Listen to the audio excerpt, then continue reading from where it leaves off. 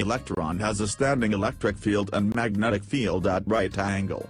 Watch video structure of electron. Flow of electrons in a conductor is caused by the attraction between the electric fields of mobile electrons and fixed positive charges in the conductor.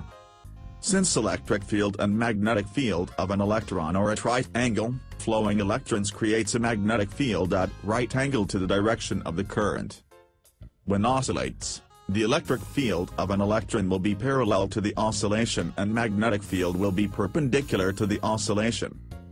Therefore, oscillating electrons creates oscillating magnetic lines. Because of the mutual repulsion between magnetic lines, the magnetic field lines of a magnet are always bended. Therefore, the magnetic lines of a magnet can reach only relatively smaller distances. But oscillating magnetic lines can reach far distances.